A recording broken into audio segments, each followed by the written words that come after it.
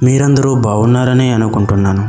నేను కూడా చాలా అంటే చాలా బాగున్నాను. మీరందరూ మన వీడియోస్ చూస్తున్నందుకు నాకు చాలా సంతోషంగా ఉంది.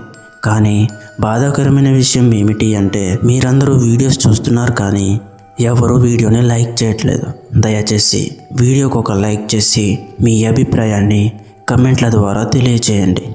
ఇక ఏమాత్రం ఆలస్యం లేకుండా వెళ్ళిపోదాం మన ఇవాల్టి దెయ్యాల కొంపలోనికి. పల్లెకు బయట పెద్ద రహదారి ఉండేది. ఆ రహదారిని ఎవ్వరూ రాత్రిళ్ళు దాటారని ఒక పెద్ద పుకారుండేది. పగలు ఆ మార్గం నిండా పచ్చిగా గడ్డి, పక్షుల కిలకిలలో వినిపిస్తూ ఒక అందమైన దారిలా కనిపించేది.